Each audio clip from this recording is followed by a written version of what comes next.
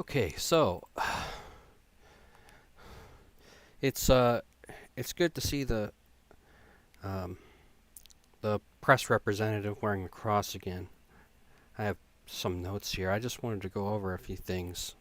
Some of these things are very obvious, but I think they need to be restated in a more uh, how shall I say it, easy to consume, easy to understand format.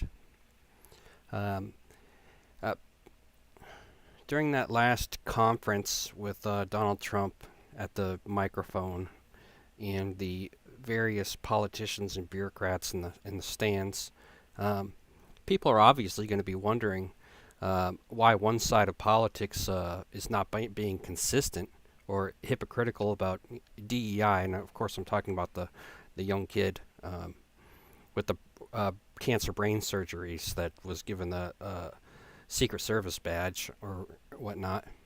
So that's, that's kind of like a big question mark. Like, aren't isn't one side always, always saying how much they care about DEI and whatnot? Um, that's kind of odd that they're not being consistent. And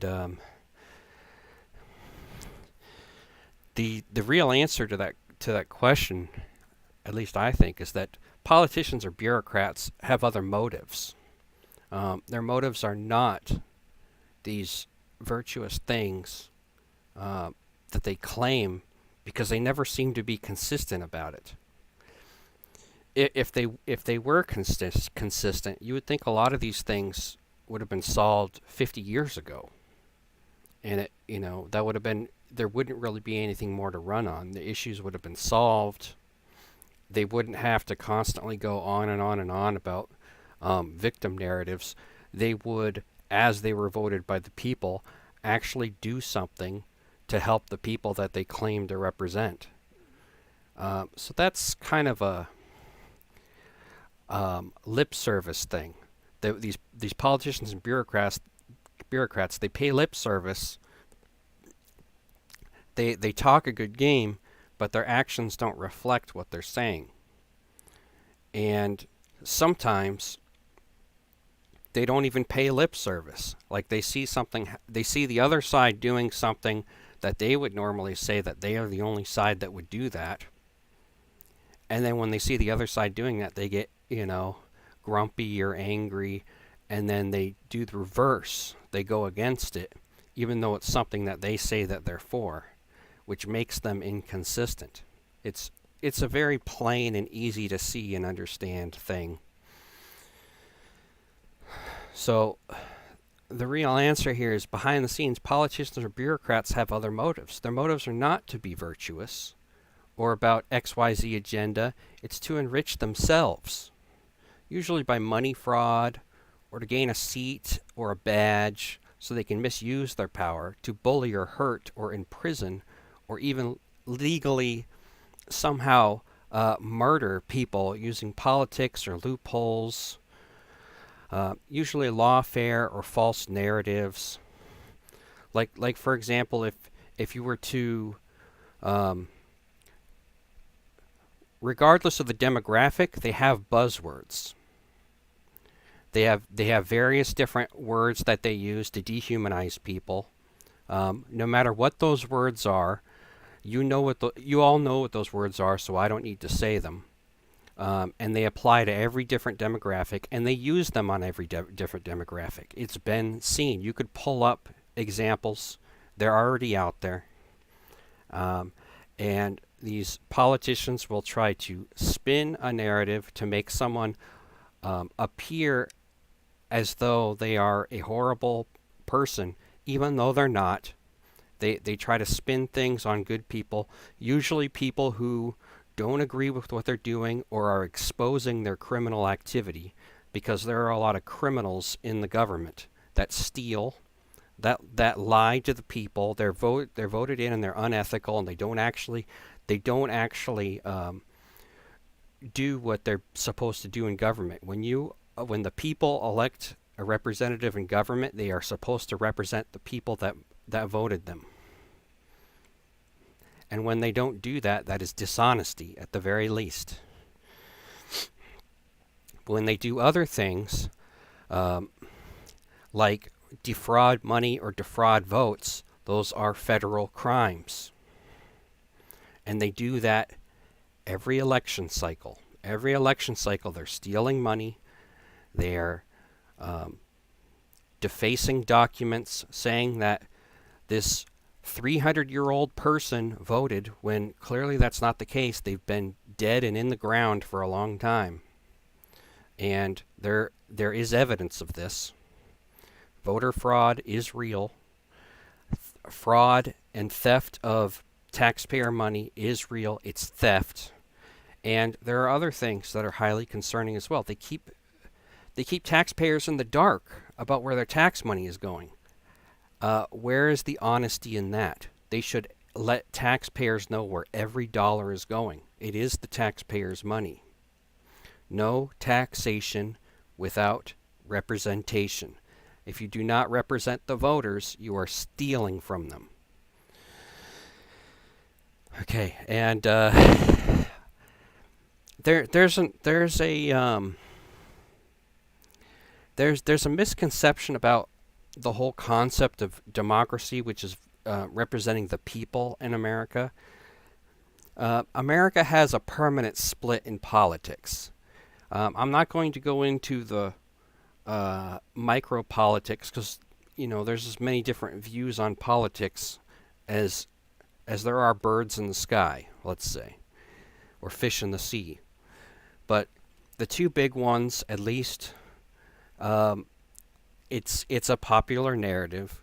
There's two sides, basically. And the only way to actually represent all the people is to have two governments, one government for each side, and to allow two different sides to represent each groups of people. That would be the only way to actually have a democracy. Because if you don't do that, at best, you're only representing half of a democracy. You're only representing half of the people, and the other half is always angry because they're not being represented with their vote at all. They have zero representation. Versus if you were to have two governments, you could have one leader representing one section of people and another leader representing another section of people. That would be the only way to actually have a democracy, and that's the truth. There would be no other way to do it, because any other way of doing it, you're just flip-flopping, and two sides are always fighting and not getting what they want. It means that half of the people are never represented every election cycle, which I think if you're going to say that you're working for democracy, you should really reframe it as, well, we're working for we're working for our half of the democracy. We're not working for the other half. We're not bipartisan, because you're not. You're working for one half of the democracy. You can't work for both sides of the democracy because the ideas are split. You can't be pro-abortion and anti-abortion at the same time. You can't do it. The only way to do that is to have two governments to represent two sections of people. That would be the only way to do it. Or to have states' rights. That would be the other way to do it. You would have to completely eliminate the nation or federal rights and just have state rights only and do it state by state. You could do it that way. Or you could have two governments, which I think would work better. And unfortunately, people have been getting violent over politics, which I think is wrong. People should not be getting violent. People should not be breaking the law or bending the law or twisting the law or twisting the narrative or twisting lawfare or leveraging their positions to hurt other people. I think that's all wrong. There has to be a better way to do it, because when you do an election cycle and you only have half the people represented, you can only call that half of a democracy or selective democracy. I think that's probably a better term. What you should really be saying that you're running on is selective democracy. I'm only representing democracy for my side. I am not representing democracy for the other side. And that would be the truth. The politicians need to start telling the truth on that. Because they're not telling the truth. They're not bipartisan. When you say, in order to be bipartisan, you'd have to be pro-abortion and anti-abortion. You would have to be pro-Democrat and pro-Republican at the same time. You would have to do both. You would have to, you would have to be pro-DEI and anti-DEI at the same time. How would you do that? You'd have to be pro-God and anti-God at the same time. How would you do that? You'd have to be pro-free speech and anti-free speech at the exact same time. Or if you really want to split hairs, you could say pro-free speech and pro-hate speech laws or whatever. And pro-free speech or pro-censorship. It's always going to be split. You can't do both. It's either one or the other. But what I think should happen is, if you are partisan and you're representing only one half, those changes should only apply to people on that half. If you want censorship or hate speech laws, it should only apply to the side that you're representing. For example, if Democrats want censorship, they should only be able to censor Democrats, because those are the people that are their side of their democracy. Those are the only people they're representing. It should not affect a conservative voter at all, because it doesn't match their values, and it doesn't match the Constitution either. The conservatives never agreed to being censored. They didn't vote for that. You're not representing them when you're doing that, and you're actually doing them a disservice, and you're trampling on their rights, and you're getting rid of their ability to have a democracy. How can you say that you're representing the people when you're taking away their rights and you're taking away things that they didn't vote for? It doesn't make any sense. So democracy, if you wanna say it, you're representing a certain group of people, and your laws should only represent. If you're only going to represent your side of the aisle, and it was only your side of the aisle that voted for you, the laws should only apply to those people. The other side of the aisle did not vote for those laws. It should not apply to them. What you're doing is you're forcing something on people against their permission. Like, for example, if you wanted the Green New Deal or whatever, it should only apply to Democrats. They should be the only ones paying for that. They wanted that tax, they should pay for it. The Republicans did not want that tax. They did not vote for it. They should not be taxed for it. It's the taxpayers' money. If the taxpayer doesn't agree to it, if they're not being represented, they shouldn't be taxed. If Democrats want to pass Green New Deal tax laws, it should only apply to the people that agree with it. If you're voting for it, then you should be taxed, and not the people that are not voting for it. It's a matter of consent. Did Republicans really consent to that? Maybe some of them did. Then the ones that voted for it, have them pay the tax. The ones that didn't, they shouldn't have to, because they don't agree with it. And their representation should mean that when they vote no, they're not paying that tax. That's just how it should be. Let's see. All the games they play with fraud, economic and voting, are federal crimes. They've been getting away with them, and I'm surprised there aren't politicians and bureaucrats being arrested and thrown in prison for stealing money from the taxpayers. Also, why have the taxpayers been, again, I said this before, why are they in the dark about where their tax money has been going? This is a crime against the American people. The American people have a right to know where their money is going. And I don't know why bureaucrats and politicians are above the law. They shouldn't be. Whoever has been defrauding money and creating false documents for Social Security and everything else, sending off money and doing things that the taxpayers did not want, they should be held accountable for what they did. At the very least, the people responsible, what they have done should be known to the public. If they can't be held accountable to a crime, the people should know what they did. The bureaucrats and the politicians that did this, it should be public knowledge. The people should know. At the very least, if you're not going to arrest them, if you're not going to place them in prison for a crime, then at least let the American people know who were the individuals that did this.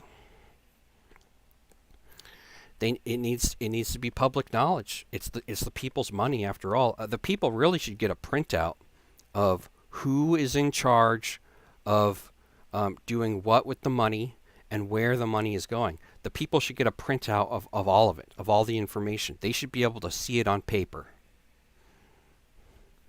I think they have a right to know. And if you're going to call it a democracy, you need to represent everybody. And if that means having different land for different groups and then passing different laws, so be it. I mean, that's easy enough to do. People can move to different parts of the country, and one part of the country can have Green New Deal and tax themselves to hell, while other parts of the country are not doing that. And on and on and on. One part of the country can have, an infinite amount of genders, and another part of the country can have 2 genders. Instead of playing tug of war back and forth all the time, I think that there should be 2 governments. If you're going to teeter-totter back and forth all the time, you might as well just have one group of government officials that represent one group, and another group of government officials that represent another group. Have 2 separate elections, and have people run on those tickets for those ideas, and they pick their representatives from that pool, instead of trying to go in the complete opposite direction and flip-flopping every election cycle, and one side never getting what they want. It's kind of ridiculous. You can only call yourself half a democracy at best if you're doing that, and you have to be honest. You are being divisive when you're doing that, because you're forcing one side of the people to do something they don't want to do with a whole bunch of things.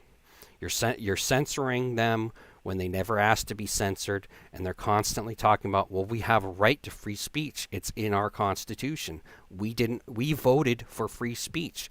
There's an election cycle. Half the population said we don't want to be censored. And then when one side happens to win the vote, they censor the side that never voted for it. To me, that's a crime against the American people. You're depriving them of their God-given rights, and I think it's wrong.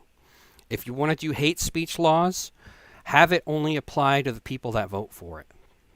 If you want to vote for censorship, then you can be censored, not the people that didn't vote for it. You should not censor people that never voted for it and never wanted it. I think that's wrong. So that's me going over a few things and trying to make it as simple and easy to understand as possible. I also think that when people use buzzwords, they are trying to conceal certain things, and they're also trying to bully people into things that they never wanted. There are plenty of Christians. Just as an example, there's plenty of Christians, nice Christian people, that do not want to see unborn children be killed in an abortion clinic. There are plenty of those people that never voted for that. They don't want to see unborn children be murdered. They don't want to see it. The other side does. Maybe not everybody on that side, but the other side does vote for that. They do want that. There is a section of that group that does. Really, honestly, there has to be two governments because what you're doing is you're having election cycles where a very large portion of the American population always doesn't get what it wants, which is really bad. I fail to see why anybody would want to vote to censor themselves. There's only one side of the aisle that does that. The other side of the aisle always votes for free speech. They never want to be censored, yet they're getting censored, and they never voted for it. I think that's wrong. I think that's a criminal act. The founders never wanted free speech to be infringed, or the right to bear arms. The Constitution was written for a reason. Every single time people are censored, whether it be on the internet or in real life, or they're physically harmed for sharing an opinion, they disrespect the founding history of the country. They're disrespecting, George Washington, Abraham Lincoln, Andrew Jackson, Thomas Jefferson, Benjamin Franklin, all the greats. Every time they censor people, every time they infringe on free speech and people's independence and their rights and their constitution, every time they do that, I think it's straight up evil. They do it to people that never wanted it. They never voted for it. If you wanna vote to censor yourself, that censorship should only apply to the people that vote for it. If they want to censor themselves, I suppose that's their right. If they want that, but it should never apply to people that don't want it. I believe it's a crime. I don't believe God put us here to censor everybody under the sun that doesn't agree with yourself, or when somebody says something that you don't agree with, you pick up a sharp stick and you stab them, or you pick up a gun and you shoot them. I think that's wrong. If you wanna hurt or kill people because they say something that you don't like, I think you're in the wrong. And how many times in America have we seen physical violence for people just speaking their mind? Countless times. And it's a crime every single time, and these people need to be arrested and thrown in prison. Those are my views. If you want to say that you're having a whole democracy, you have to represent everybody. You cannot only represent half the people. You'd have to have two separate elections for two separate groups of people. That's the only way to have a full democracy. What we have going on right now is half a democracy at best. And they're also, in many election cycles, the Constitution is being trampled on. And it's a disrespect to the founders of this country. It's a disrespect to the history of the people and the heritage of the people as well. So I'm going to wrap it up here. Thank you for listening. Have a very nice day, and God bless.